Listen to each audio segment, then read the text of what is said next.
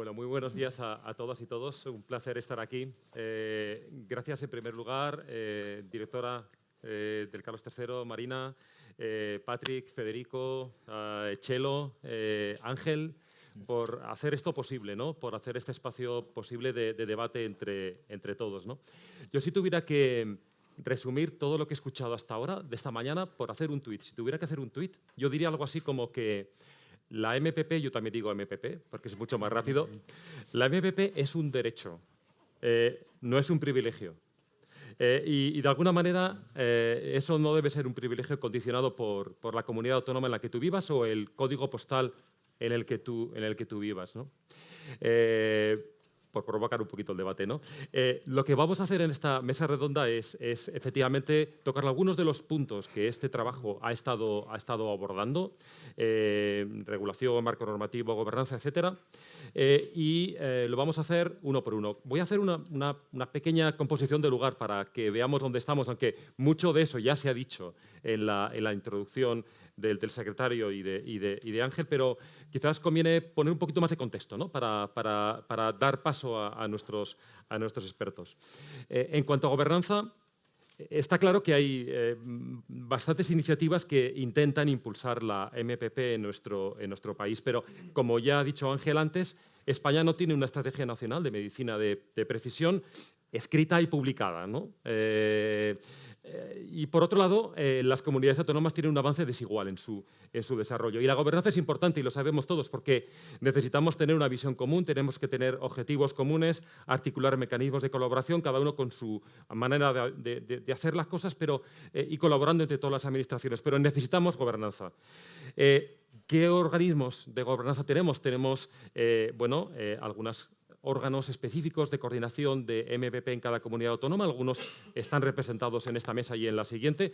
Y, por supuesto, el Consejo Interterritorial de Salud, que realmente es el órgano de gobernanza y coordinación de toda la sanidad de todo el país. Así que, bueno, ahí ya dejamos preparado una recomendación que ya habéis escuchado y vamos a debatir un poquito más despacio, ¿no? Luego es importante que la regulación y el marco normativo sean claros y homogéneos en todo el país. Es particularmente importante todo lo que tenga que ver con la protección de datos de salud, y hemos hablado de la importancia de los datos en la medicina de precisión. Es verdad que tenemos una ley de cohesión del Sistema Nacional de Salud, y es verdad que tenemos un reglamento del Espacio Europeo de Datos, ¿no? Que es algo nuevo que está aterrizando y que vamos a tener que implementar en nuestro país con un sistema español de datos de salud que se está también formando, y estamos justamente en la inclusión de todo esto. Esto es importante, ¿no? Tan importante como es la financiación, ¿no? Se ha hecho referencia, tanto el secretario como Ángel ha hecho referencia a la necesidad de invertir, y cómo, pues, últimamente, en los últimos años, tenemos una inversión muy notable, efectivamente, de fondos europeos, fondos propios, a través del PRTR, ¿no? A través del PERTE de salud de vanguardia, los planes, el 5P, SIGENES, han nombrado un montón de ellos, ¿no? Y un ejemplo muy claro es Impact, que también se ha mencionado, ¿no? Pero tenemos que continuar, y tenemos que continuar invirtiendo de manera sostenida en medicina de precisión, sabiendo, por otra parte, y esto fue objeto del informe del año pasado, que la medicina de precisión per se ayuda a la sostenibilidad del sistema sanitario. Y eso conviene también recordarlo, ¿no? Debe colaborar si hace bien, y debe colaborar con la equidad, ¿no? Para todo esto necesitamos perfiles nuevos, y ya se ha comentado, ¿no? Por supuesto en genética, pero también en biología molecular, bioinformática, gestión de los datos, farmacogenética, personal técnico. Nos hace falta todo para coordinar y implementar de manera eficaz. La gran noticia del viernes pasado, efectivamente, fue el comienzo de la redacción de los Reales Decretos. Fantástico. También recordar que la Ley de Investigación Biomédica cambió el año 22 para dejar paso a un perfil diferente y nuevo, que es el del personal investigador clínico estatutario, no contratado de cualquier manera, ¿no? Eso es muy importante para los médicos investigadores o los sanitarios investigadores, ¿no? Eso es algo que hay que reconocer. Y bueno, pero tenemos que ver cómo incorporar todo esto en las comunidades autónomas. Y hay diferencias, pues, entre unas y otras, y vamos a aprender también de ellas, ¿no? También, por último, como tema importante, es el tema de la formación. necesitamos tener una estandarización en la formación, en los contenidos, en la manera de impartirlos, en la manera de acreditarlos. Bueno, pues también hablaremos un poquito de eso en esta mesa, qué es lo que está haciendo cada comunidad para implementarlo, ¿no? Bien, pues voy a dar paso a la mesa ya, ¿no?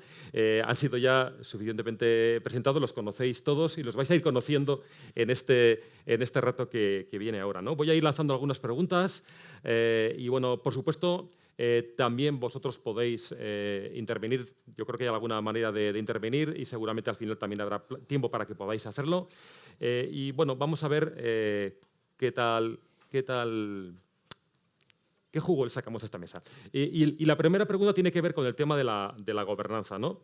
Claro, hemos dicho, ¿por qué tiene que haber mecanismos de coordinación y gobernanza para asegurar la implementación homogénea y equitativa, las dos cosas, ¿no?, de la MPP? ¿Qué podría hacerse? ¿Qué acciones específicas deberíamos llevar a cabo para alinear y coordinar todas las comunidades autónomas y la administración central en la gestión de la MPP?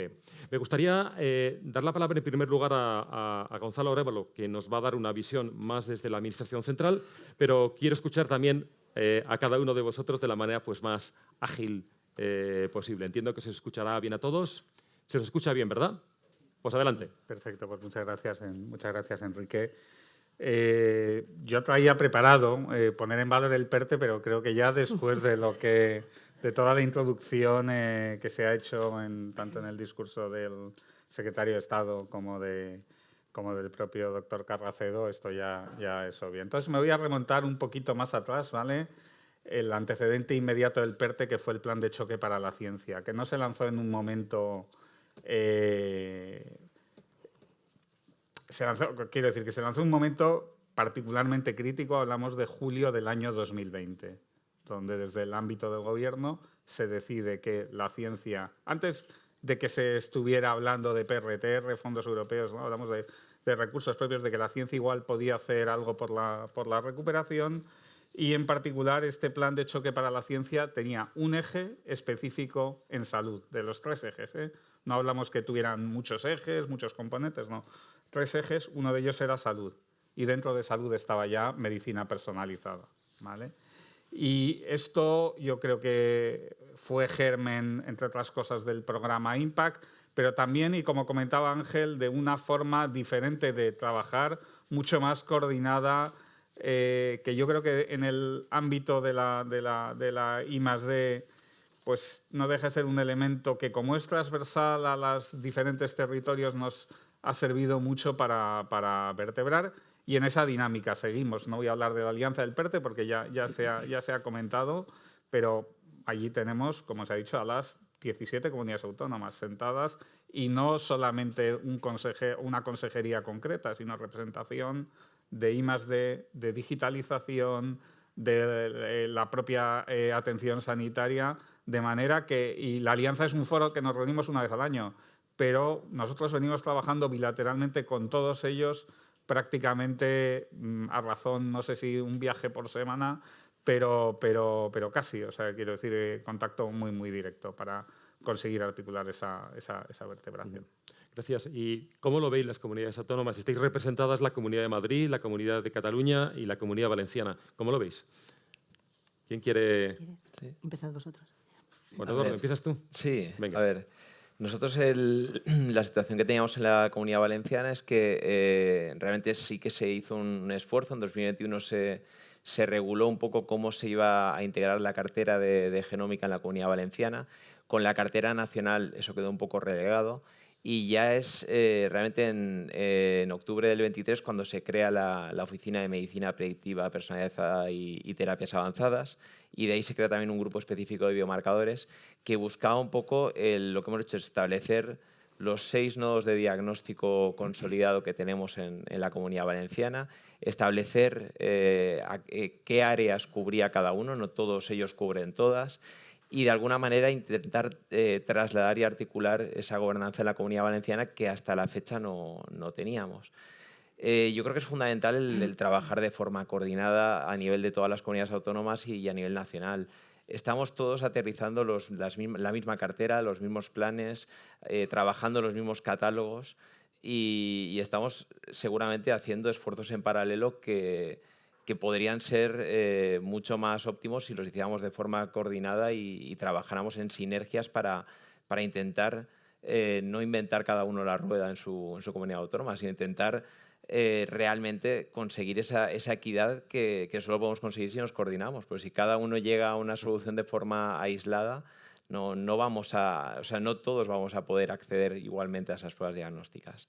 Está claro.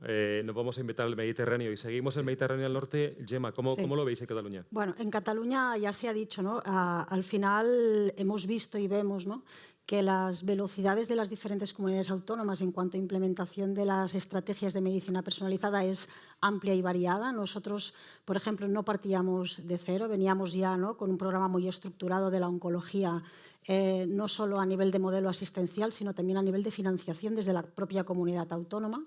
Ya teníamos también muy bien planificada lo que es el abordaje de las enfermedades minoritarias en Cataluña a través de las redes, ¿no?, de minoritarias.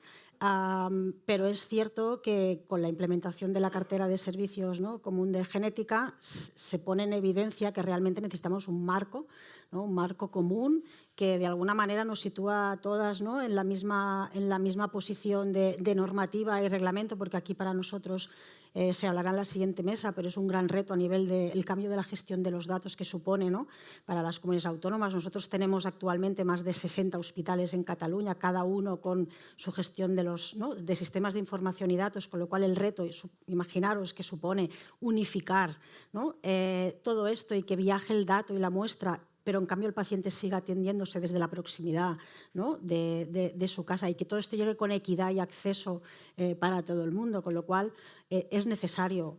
Al final hay que marcar un mínimo común para todo el mundo para poder avanzar de la misma manera.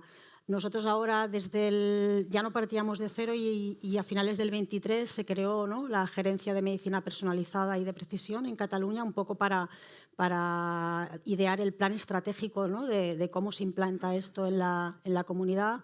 Nos basamos mucho en la gobernanza, porque al final esto tiene que estar gobernado y muy consensuado, ¿no?, desde las instituciones y desde multiactores, desde el paciente hasta patronales, el propio sistema, y ya identificamos un punto muy clave que es la innovación. O sea, para nosotros la innovación y cómo se financia, ¿no?, velando un poco para la sostenibilidad del sistema, es un tema muy, muy crítico para nosotros.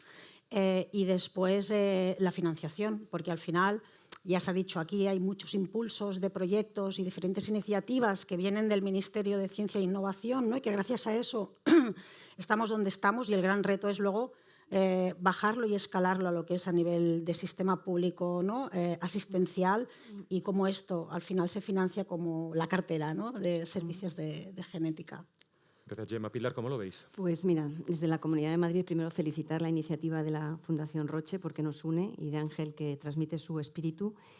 Y concretamente en la Comunidad de Madrid, pues en la Gerencia Junta de Ordenación, lo que sucedía es que teníamos que reordenar las carteras, y la genética, pues claro, llegó. Y entonces vimos que teníamos que constituir un comité de dirección, lo que ha hecho las comunidades, ¿no?, comités, pero también aprovecho para decir que hay varios puntos muy, muy importantes, y es esos comités tienen que tener potencia porque la genómica es muy compleja, toca muchos ángulos. En Madrid se empezó con un comité director con salud digital y con la parte asistencial, y un comité científico-técnico que estaba constituido por salud digital, por la parte de expertos, que aquí he de felicitar a muchos de los que están, que eran los más expertos de los hospitales más potentes, de 4 nodos de forma prioritaria, con extensión alguno más, que se caracterizaban porque volcaban sus datos en el Centro Madrileño de Análisis Genómico. O sea, que ya tenían una iniciativa de compartición de datos. Pero lo que constituimos fueron grupos de trabajo por áreas, es decir, farmacogenética, oftalmología, cardiogenética, trabajando de manera multidisciplinar, pues los genetistas, los farmacólogos, los farmacéuticos se han unido, y se han unido los hospitales que comparten la misma dificultad. Y hemos establecido qué disponibilidades tienen, dónde están los recursos, quién puede hacer pruebas a quién, y los mapas y los flujos por áreas de qué pacientes se mandan la muestra, pero el paciente se queda el referente en su hospital, y qué hospitales mantienen, son referencia no solo de los laboratorios de genética, sino de la parte asistencial. y ver, eso es más complejo porque tienes que hacer centros de referencia local. Al final, la genómica, lo que hemos visto en Madrid es que está todo, o sea, es un momento único, como decía el secretario de Estado, por los fondos, porque toca distintas áreas, porque Únicas, que es una plataforma de enfermedades raras, va a tener que cohesionar esos datos, porque Sigenes nos va a obligar, entre comillas, o favorecer que compartamos datos. Y hemos visto que la genómica, si es importante y enriquece compartir, la genómica es por narices, es decir, necesitamos compartir el dato y que sea homogéneo, que se codifique igual, que sea interoperable entre comunidades y que sumemos eficiencia, es decir, que no codifique Cataluña de una manera, yo de otra en LOINC, pero al final no se entienden los datos y ya de forma espontánea, pues impulsados por Ángel, impulsados por los grupos de trabajo de Sigenes, de Genes, hemos visto, de hecho estamos trabajando con Cataluña, estábamos hablando con Valencia, vamos a unir esfuerzos, es decir, si nosotros en Madrid hemos puesto en marcha en Equidad la farmacogenética, pues esos petitorios vamos a compartirlos. Pues ¿cómo codificamos? Pues no voy a empezar a codificar Madrid para que luego pague otra empresa que haga interoperable a Valencia, pues nos vamos a juntar. Es más, yo estaba ya un poquito así picada con el tema por Ángel de necesitamos que el Ministerio y España tengan un plan nacional y que los expertos participen por áreas, los más expertos de cada comunidad, aportando lo que tienen. Pero mientras tanto no vamos a esperar. Es decir, nos vamos a poner de acuerdo las comunidades que estamos muy implicadas, que lo vemos como algo súper necesario para empezar a trabajar en común. Y luego otra vuelta de tuerca, lo que ha dicho Gemma, ¿no? Y además felicito lo que estáis haciendo, que es muy válido, y en Valencia igual. Y es... necesitamos que la genómica es tan poliédrica que tiene que estar salud pública, porque tenemos los cribados, tiene que estar la dirección de investigación, porque la traslación tiene que llegar ahí, tiene que estar la parte de humanización con enfermedades raras, tiene que estar la digitalización, tienen que estar todos los actores que estáis comentando y muy unida la traslación de lo que se consigue para que al final sea tangible en la asistencia, ¿no? Pero es que la parte de formación es básica y tenemos que formar igual en pregrado, en posgrado. ¿Cómo piden nuestros médicos las pruebas? ¿Cómo las mandan al centro de referencia? Porque los tenemos bien identificados. Creo que todos estos temas se resuelven con lo que concluye el documento que ha publicado Roche con los expertos, y es Plan Nacional de Genómica y de Medicina de Precisión, y unas líneas concretas en los subgrupos de cómo vamos a financiarlo, cómo vamos a unir sinergias. Hay un proyecto que en Genes, oye, pues Madrid, Galicia, todos los que han podido, cribado, genómico desde el principio para ver si esto es coste eficaz, o Mi Space, o sea, compartir porque nos ahorra gastos. Bueno, me estoy enrollando, me perdonáis, pero ya me paro. Es que creo profundamente en que tenemos que compartirlo. Bueno, voy a hacer una pregunta por profundizar un poquito en esto porque me parece que es importante, ¿no? Sobre todo para Gemma, Juan Eduardo y Pilar.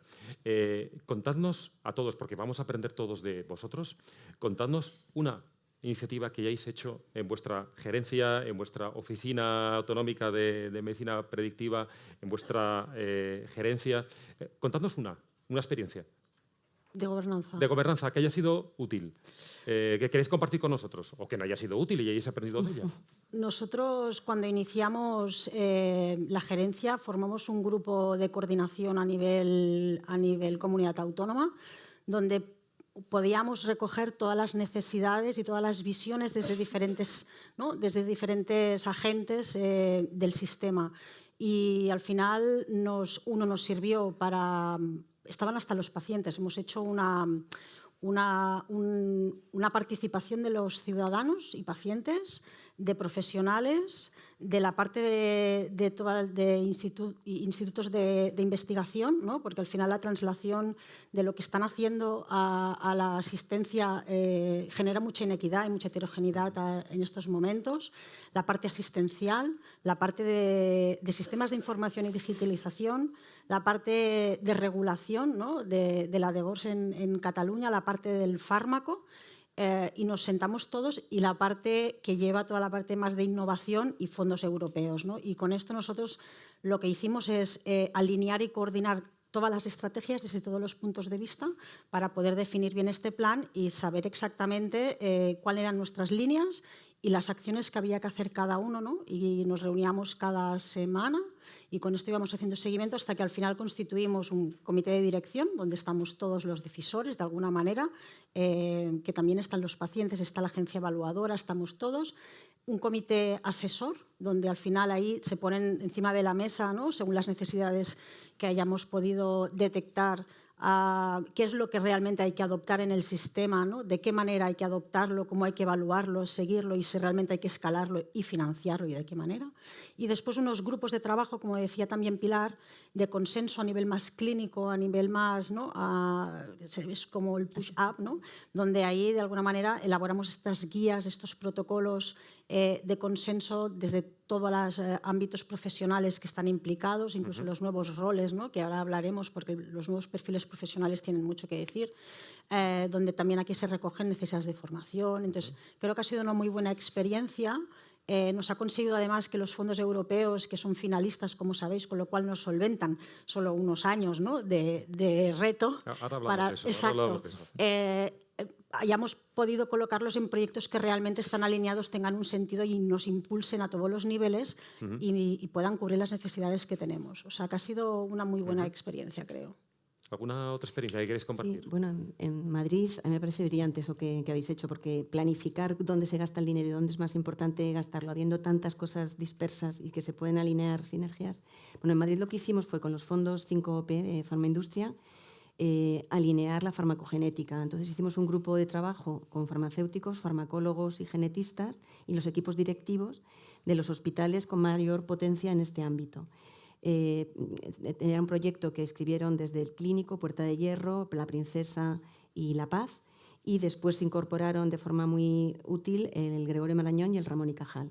Entonces definimos dónde había las disponibilidades, dónde había los recursos, cómo dimensionábamos todos los hospitales de la Comunidad de Madrid para que toda la cartera del Ministerio, que es digna de elogio también haberla puesto en marcha porque ha impulsado que todo esto se dé en equidad, poner en marcha que todos los hospitales de la comunidad puedan derivar sus muestras a estos nodos con un sistema de manejo de la información y con una formación específica a todos los hospitales emisores de cuándo hay que pedirlo, de cómo hay que pedirlo, de qué feedback haces. Entonces, es digno de elogio de la gente que algunos están aquí, de la puesta en marcha. Y la otra cosa es en Únicas, que en el coliderazgo con Cataluña y con todas las comunidades después también y el Ministerio, pues estamos trabajando en articular los centros de referencia, porque al final los pacientes tienen que saber dónde están los centros de referencia, no solo de genética, sino referencia de las patologías complejas de enfermedades raras.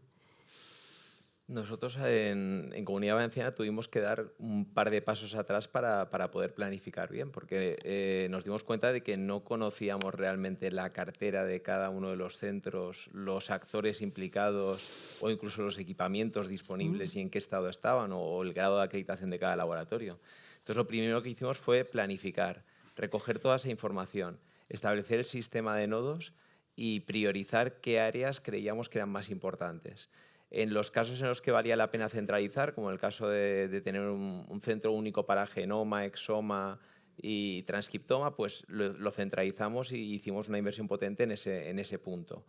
¿Vale? También trabajamos mucho en la importancia de la interoperabilidad. Es decir, todos los proyectos que estaban ahora mismo en marcha tenían que hablar el mismo idioma interoperable. Igual que se iba a establecer un anillo de imagen que iba a dotar a todas las áreas, pues tenía que haber un anillo de ómicas y tenía que hablar en el mismo idioma que tenía que hablar la futura historia clínica interoperable. Entonces, eso era fundamental. Cuadrar todos los proyectos, porque nos encontrábamos que había múltiples proyectos de distintas áreas y que todos estaban interconectados. Entonces, era importante que las distintas direcciones generales o los distintos hospitales que estaban implicados supieran todos de los unos de otros. Juntando tanto la parte de investigación, plataformas como el Omic Space, que iba a dar una plataforma federada en ámbitos de investigación, pues algo similar tenía que ser Sigenes en el punto de la genómica, pero de la parte de cartera. Entonces, era fundamental que todo eso estuviera de alguna manera coordinado y hasta la fecha había funcionado todo de manera independiente. Y esto se lleva incluso a nivel hospitalario. Se han creado las 8 organizaciones, las 8 ASIS, ¿vale? Agrupaciones sanitarias interdepartamentales, que lo que busca es crear estructuras macro que incluyan distintos departamentos, de manera que eso nos ayuda también mucho para que si hemos detectado que teníamos, imagínate, un genetista muy bueno en un centro donde realmente no podía utilizarse todo su potencial, gracias a ese tipo de leyes hemos podido mover a profesionales entre áreas y dotar las zonas que veíamos que estratégicamente necesitábamos más personal que otras, ¿vale?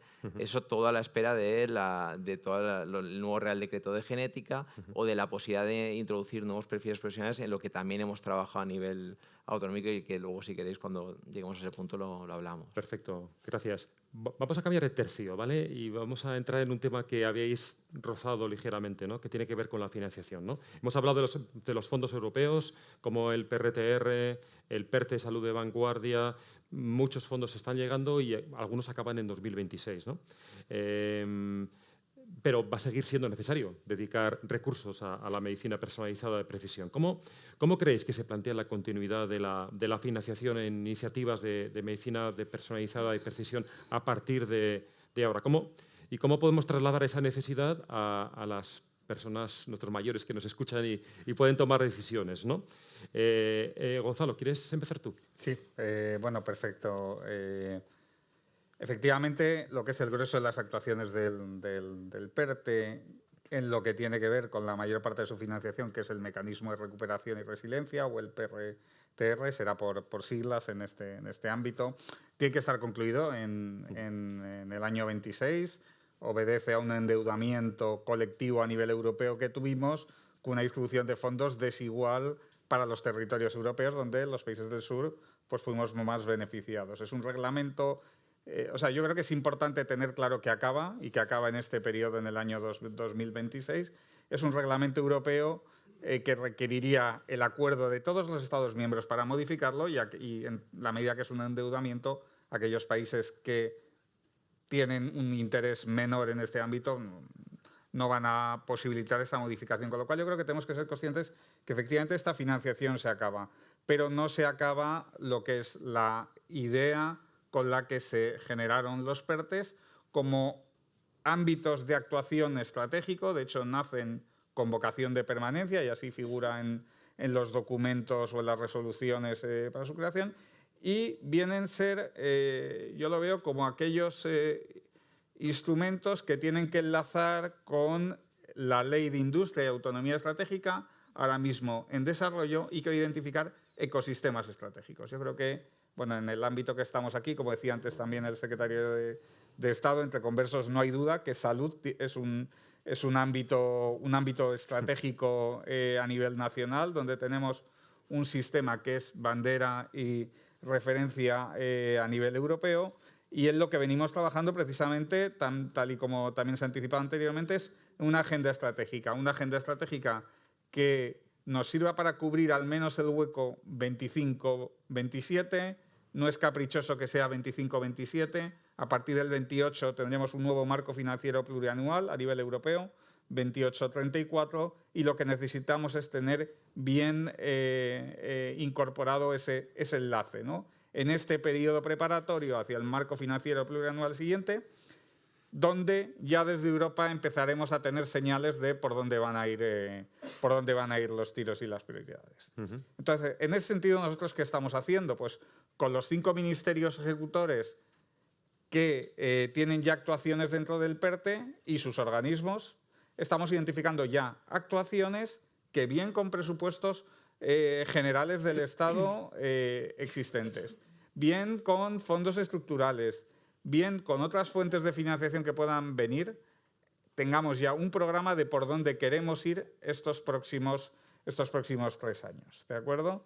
Precisamente para poder tener este plan para el ecosistema de salud que nos permita ya tener la hoja de ruta de hacia dónde queremos ir. Hay que estar muy pendientes, se ha referido también anteriormente, de la implementación de diferentes actos legislativos europeos. La implementación del Espacio Europeo de Datos en Salud y financiación que va a venir asociada a ello desde Europa es algo que nos puede ayudar a transformar de una manera muy importante nuestro sistema, y donde partimos de capacidades en digitalización a nivel europeo. Estamos en una posición de liderazgo. Estamos entre los países, entre el grupo de países, con un nivel, no el top, pero estamos en el segundo nivel, ¿de acuerdo? Con lo cual tenemos una ventaja competitiva tremenda y que tenemos que aprovechar.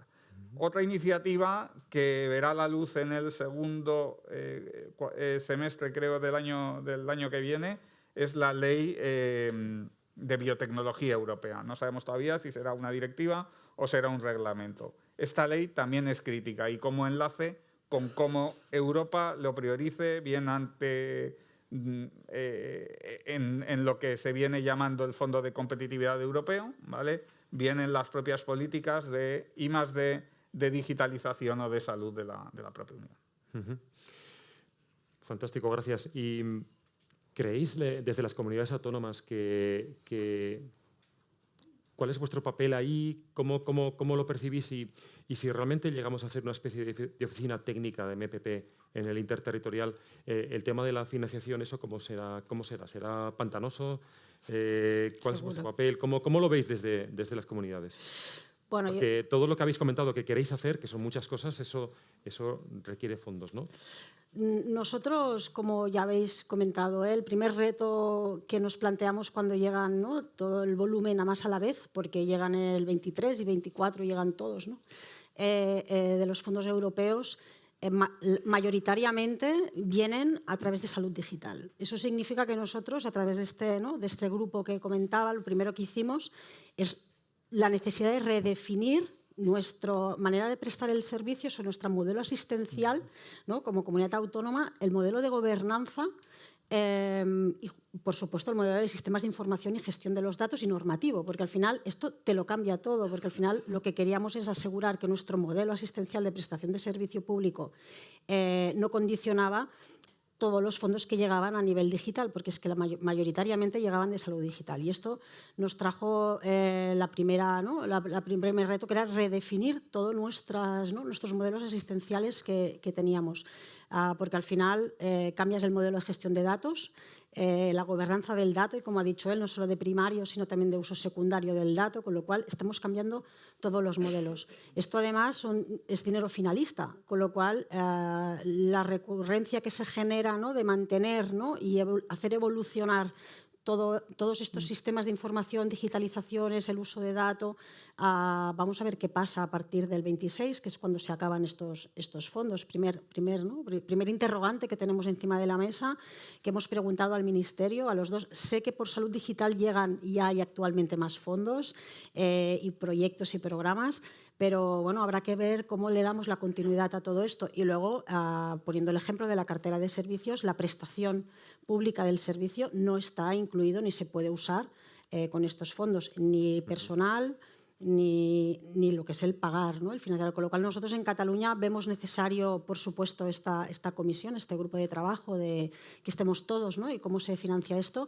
Y al final tiene que haber una bolsa, planteamos incluso ya a nivel, ¿no?, comunidad autónoma, de presupuesto, ¿no?, desde Economía, desde la Consejería de Economía, tiene que haber una bolsa específica para la medicina personalizada y la innovación en Cataluña y además a riesgo por todas las partes, o sea, riesgo por la parte del sistema de salud, por la parte del proveedor, ¿no?, que va a implementar esto, por la parte incluso de las empresas que estén implicadas en ello y vamos a ver cómo lo financiamos, pero en estos momentos y además sin presupuestos ni a nivel nacional ni a nivel comunidad autónoma. O sea, es realmente un reto que nos encontramos y que vamos a ver cómo lo solventamos.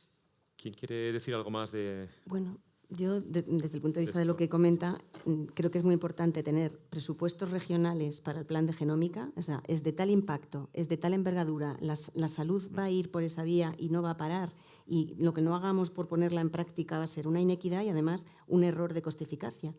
Entonces, por un lado, eso tiene que existir. Por otro lado, tiene que existir a nivel nacional la continuidad de los proyectos, o sea, un análisis, como se ha hecho el diseño de Cataluña y que en Madrid también lo estamos haciendo, qué fondos hay, cuáles son las estrategias básicas para reencauzar eso, ¿no? Y para ver a nivel europeo qué se consigue, a nivel nacional qué se presupuesta, también a través de ese comité de expertos donde ven las necesidades de cada comunidad y hacer sinergias, y luego la colaboración público-privada para que también entre ahí y que la investigación se traslade a lo asistencial. Pero es fundamental porque, por ejemplo, muchos fondos europeos lo que daban era capítulo 6, equipos, que en Madrid también hicimos un esfuerzo de inventariado de todo lo que había, que era muy importante, pero se queda en equipos y realmente necesitamos los nuevos perfiles y dotación de recursos humanos para llevarlo a la marcha. Pero eso sí, con mucha eficiencia, hacer nodos de verdad, concentrar, ayudarnos de unas comunidades a otras, pues a lo mejor hay una prueba que no vale la pena montar en tal sitio porque ya lo hace fulano, ¿no?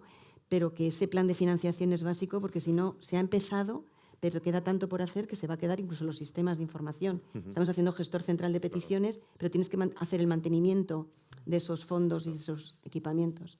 Juan Eduardo, ¿cómo lo ves tú? Es complicado porque yo estoy completamente de acuerdo con lo ya expuesto. Partimos de una situación en la que sabemos que vamos a tener que ir a la cofinanciación, de que esta situación en la que viene dinero de Europa tiene los días contados. Y las comunidades autónomas tienen muy difícil el poder hacer planes a largo plazo cuando no conoces a veces ni el presupuesto del año siguiente. Entonces tienes que marcar muy bien que los sistemas que tú vayas a implantar sean sostenibles en el tiempo, que esas plataformas que tú despliegues no generen un impacto de mantenimiento o de pago de licencias tan alto que hagan insostenible el mantenimiento de esa propia plataforma. Y encima estamos en un marco en el que nada es barato, son todo plataformas hechas ad hoc, que también es algo que también deberíamos haber analizado porque cada uno estamos desarrollando la nuestra. Podemos ahorrar dinero si nos unimos, creo yo. Pero claro, el tipo de convocatoria impedía hacer otra cosa, es un poco lo que venía. Y luego los marcos legales en los que nos movemos tampoco nos permiten salirnos del capítulo 6.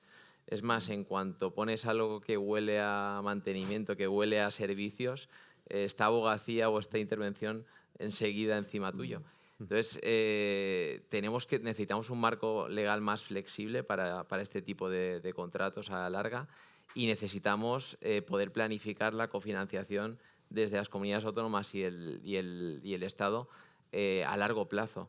Porque si somos tan cortoplacistas es imposible poder saber a tiempo real si lo que estamos ahora desplegando va a ser nuestra deuda futura. Y no es lo que buscamos. Y luego, además, porque es que la cartera no para de crecer. Yo hice un poco el cálculo, estamos ya con más de 1000 biomarcadores con lo que tenemos actualmente desplegado, teniendo en cuenta de que muchos de ellos, si tú ves exactamente lo que incluyen, no son 1000, son muchos más, porque igual una línea te incluye 20 o 30 genes, ¿vale? Entonces, es muy difícil el saber realmente el impacto. Y yo creo que es fundamental que pudiera incluirse en los presupuestos nacionales para que realmente esto tuviera una continuidad real y no tuviéramos que depender únicamente a nivel autonómico. Bien, interesante tema, pero quiero que le demos otra vez otra vuelta, otro giro al debate y quiero que lleguemos a un punto que nos interesa a todos los que estamos sentados aquí y es el tema del personal, el tema de los perfiles, ¿no? Si planeamos a largo plazo, tenemos que planificar cómo incorporar nuevos perfiles profesionales al sistema sanitario, ¿no? para poder hacer todo esto, ¿no? Y, claro, ¿cómo se están incorporando en cada comunidad autónoma? Algunas lo están haciendo de una manera, otras de otra. ¿Cómo contrata uno un genetista clínico antes del Real Decreto, por ejemplo? ¿Cómo contrata uno establemente un biólogo que haga biología molecular y genética? ¿Cómo contrata un médico investigador? ¿Cómo se contrata eso en vuestras comunidades autónomas? Bueno, nosotros claramente no lo tenemos resuelto. Precisamente antes de ayer, estábamos hablando con el director general de organizaciones y profesionales de la comunidad autónoma, primera por la necesidad de hacer un mapa, ¿no? Un registro de qué profesionales actualmente tenemos trabajando, ¿no? Con estos nuevos perfiles y roles en nuestros hospitales, en nuestro sistema de salud, qué competencias deberían tener o necesitan también para poder luego adecuar un plan de formación continuada a estos nuevos profesionales.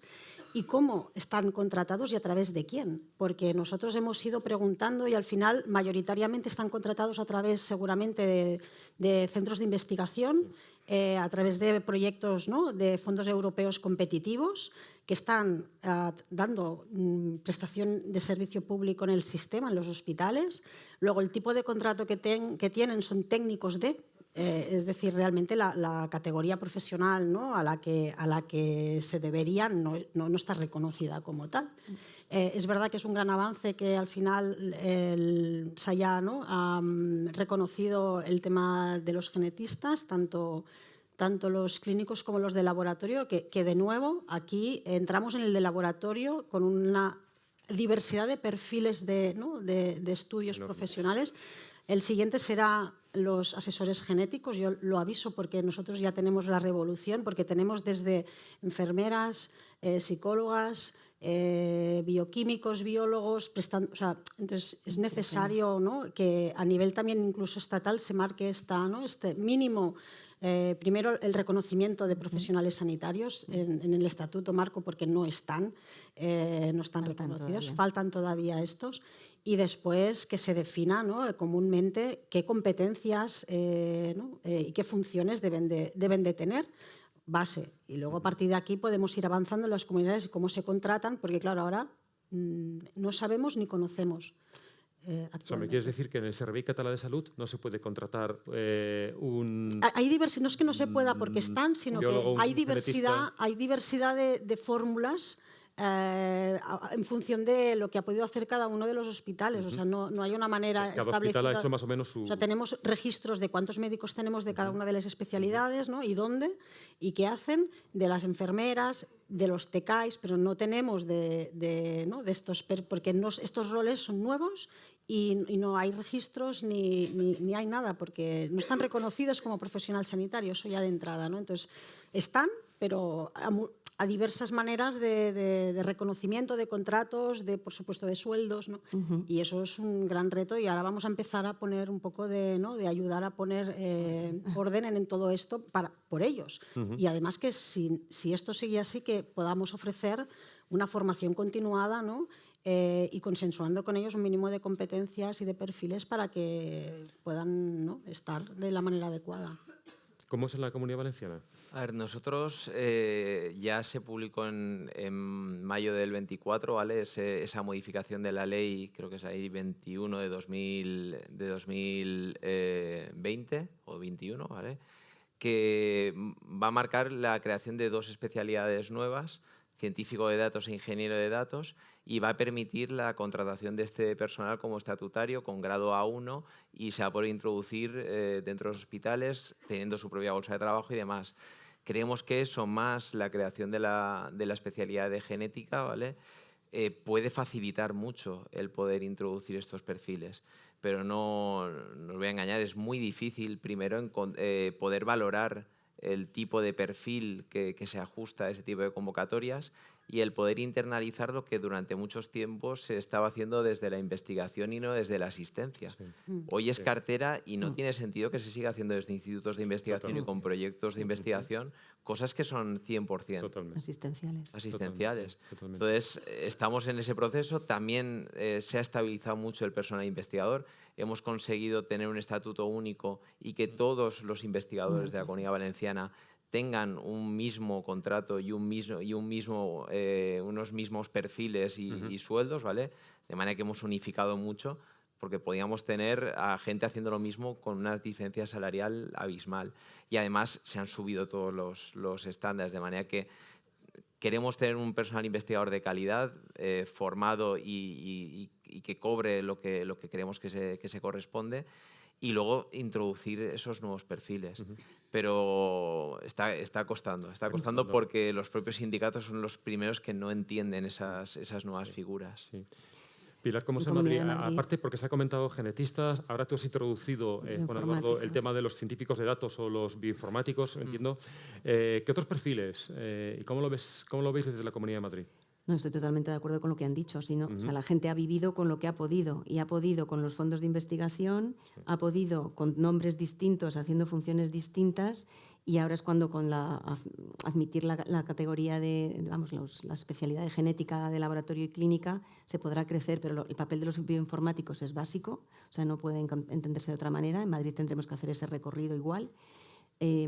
Tenemos que introducir pues, probablemente enfermería, psicólogos, hay muchos papeles más que hay que introducir, pero esos dos primeros son básicos y tenemos que regularlos, establecer las competencias y la formación, y no solo la formación desde de pregrado, posgrado y luego en los hospitales, sino de todo el personal médico que va a pedir esas pruebas y que va a poner esos tratamientos, porque tiene que conocer bien cuándo está indicado, cómo lo va a utilizar, cómo va a interaccionar. Lo que estamos haciendo en Madrid son comités multidisciplinares en cada ámbito para que el genetista y el oftalmólogo o el cardiólogo puedan converger en cómo es lo que tienen que decirle o qué tienen que hacer después con el paciente. Pero ese plan de formación es también muy importante, o sea, que las tres cosas, y es verdad que en esto, si hubiera normativa a nivel nacional que lo apoye, pues ayuda mucho a la implementación luego en las comunidades. Por eso el grupo dentro de ese comité técnico en el área de formación y de la incorporación de estos perfiles, pues es muy importante, yo lo veo por ahí. O sea que ya vamos con varios grupos transversales, ¿no? Pero vamos a la matriz del asunto y con eso vamos a terminar este debate. Porque, claro, una de las recomendaciones más fuertes de este documento que estamos presentando hoy es justamente la creación de una comisión técnica específica de MPP dentro del Consejo Interterritorial, ¿no? Que por cierto se está reuniendo hoy. Podríamos ya hacerle llegar el comentario. Entonces, ¿cómo veis? ¿Qué se podría hacer para crear esto? ¿Esto es creable? ¿Esto es creíble? ¿Esto es posible? Gonzalo. Bueno, Gonzalo y los demás. Como he abierto yo el fuego varias veces, me lanzo directamente a la piscina. Yo creo que sí, efectivamente requiere mucho de iniciativa y de liderazgo, que yo creo que se tiene, ¿no? Vamos, yo siempre soy optimista, soy de los que creo que hay que ir dando pasos adelante si pecamos de algo que sea de acción y no de omisión. Pero, o sea, ¿lo ves posible? Sí. ¿Y los demás qué pondríais dentro de ese grupo de trabajo, de esa comisión técnica? ¿Qué forma le daríais? ¿Qué aspecto tendría eso? Escuché cuando comentaron todo esto en el Congreso, ¿no? de una propuesta de un pacto global para que se hiciera. Me parece que es muy importante que lo lideren, como han dicho, los expertos. Es decir, que desde el grupo que se está aquí con toda la iniciativa de las coordinaciones regionales de medicina de precisión, se establecieran las líneas de ese plan nacional, que se establecieran los subgrupos de trabajo y qué tiene que desarrollarse dentro de estos, y fuera algo que se elevara, es mi opinión, para que la parte, entre comillas, ejecutiva final del Ministerio tomara la idea desde los más expertos, como tú has dicho, que el liderazgo existe. Vemos aquí a todos los que estáis con muchísimas iniciativas y está muy claro al final, es como muy de sentido común lo que hay que hacer. Entonces, los 5 grupos que el grupo de Roche ha transcrito del grupo de expertos de gobernanza, de normativas, de regulación ética, de regulación de las financiaciones, de favorecer la inversión público-privada, de la formación, de la digitalización, todos los grupos que habéis definido, está clarísimo que es donde tendríamos, es lo que yo veo, aportar todas las comunidades lo que más conoce cada una. Sí, yo creo que es muy necesario que sea reconocida formalmente, ¿no? En la interterritorial estos grupos, estos diferentes grupos técnicos. O sea, para mí esto es imprescindible. Institucionalmente, o sea, esto tiene que estar reconocido y al final ahí es donde, ¿no?, se eleva todo lo que se trabaja en los diferentes grupos, ¿no?, que están propuestos, se eleva y se aprueba, igual que se hace en otros, ¿no?, en otros mecanismos. Sale de la Comisión Asesora de Genética, luego va a la CEPAF, ¿no? De la CEPAF va pues el mismo mecanismo que ya está establecido, pero yo creo que es fundamental. Y luego también yo creo que una secretaría técnica, ¿no?, donde podamos dirigirnos y donde se pueda coordinar todos estos grupos, pues bienvenida sea, ¿no?, y podamos aportar toda esta coordinación, también lo vería necesaria. Juan Eduardo, ¿alguna matización? Yo es que creo que en parte tenemos ya grupos similares, pero creados en cada uno de los proyectos, de manera que estamos, a veces yo tengo la sensación de que perdemos fuelle en tantas reuniones cuando podríamos tener un grupo único que coordinase todos los proyectos, que coordinase genes, el plan 5P y demás, y luego insistí en lo que han dicho. tiene que ser un perfil muy técnico, o sea, muy especialista, que en muchas reuniones, yo el primero, a veces hay gente con un perfil más político y más decisor y menos técnico. Y se toman decisiones 100% técnicas sin presencia de expertos en el área. Entonces yo creo que es fundamental que estén los dos actores Los dos. y que sea un en grupo. Para que sea ejecutivo. No, Sí. no, y además es necesaria esta coordinación, porque tú lo has dicho muy bien, hay multitud de grupos, pero son de salud digital. Sí, sí, No sí. son, No, no son del son- Ministerio de Sanidad. Entonces, Pero estamos participando. No, y de en cartera grupos. también, de cartera sí que Sí, son más técnicos. Pero yo no También. los Entonces, separaría por los habría proyectos que que hay, coordinarlo. sino por los planes generales. Total. Y que los proyectos se integren en las Dentro líneas de- generales de acción. Es decir, ¿qué vamos a hacer en gobernanza? ¿Qué se va a hacer en financiación? Sí. ¿Qué se va a hacer en formación? ¿Qué se va a hacer en digitalización? Y en esos grupos, que los habéis definido fenomenal, pues realmente ahí entrar los expertos y los coordinadores regionales que están liderando todas esas líneas. Y ahí es donde se puede, en ese foro, que tenga la representatividad y la institucionalidad de que están reconocidos a nivel del Ministerio, a nivel nacional, es donde se pueden compartir las ideas y establecer las directrices. Y teniendo los más expertos, que son los que saben, y yo creo que lo tienen muy claro además. Me gustaría, en los últimos minutos del debate, saber si alguien que esté en la sala quiere hacer alguna pregunta. ¿Tenemos algún micro de...? Bueno, estás microfonada, así que... Creo. ¿Ya? ¿Te identificas, por favor, y para que te conozca todo el Sí, mundo? hola, buenos días. Soy Iciar Martínez, soy la coordinadora de genómica de la Comunidad Balear. Y quería comentar el tema de las categorías profesionales. Es un tema que me preocupa mucho. Se ha comentado y el viernes salió que se avanzaban los 2 reales decretos para las especializaciones. El problema, cuando he ido a mi comunidad, me han comentado en asesoría jurídica que una de los 2 reales decretos tienen problemas para salir adelante, que probablemente se demore bastante en el tiempo. Entonces, si esto para una especialidad, que como bien ha dicho el doctor Carracedo, llevamos 30, 40 años detrás de conseguir, primero era una especialidad Ha dicho única, 50. luego por eso, bueno, es como las 6 Ps, 7 Sí, Ps, eso NPs, es. infinitas Ps. A mí me preocupa muchísimo. Tenemos a profesionales trabajando en sanidad que no están reconocidos como sanitarios. Queremos coger profesionales y ser competitivos en marcos de física, matemáticas, bioinformáticos, con unos sueldos que les podemos ofrecer de técnicos de gestión. Y esto creo que aquí que hay un grupo de expertos que están representados, muchos de las gentes que tienen que decidir, creo que hay que buscar alguna manera de que se agilice, que se pueda trabajar, porque el problema que viene es grandísimo. O sea, hemos tenido, tú lo sabes bien, en tu servicio también tenéis técnicos contratados. En Cataluña han hecho el ICS una cosa, el CatSalut otra cosa, para poder ajustar sueldos a los biólogos moleculares con el resto de los compañeros, en Valencia también, pero esto no puede depender de cada comunidad. Tiene que ser Esto nacional. tiene que hacerse de una manera, porque es que al final nos estamos robando el talento entre nosotros. Está claro. ¿Alguien quiere hacer algún comentario? Es una demanda que está clara. Ángel, no sé si está aquí habla, quien por tiene que favor. responder a ello, pero... Que estoy pero- indignada. Es que ¿Alguien no quiere puedo responderle? más. Es que estoy indignada. Está Vengo de indignada. una reunión que estoy indignada. Vale, tenemos... ¿No? Si no, tenemos una pregunta ahí al fondo y con eso terminamos la mesa, ¿vale?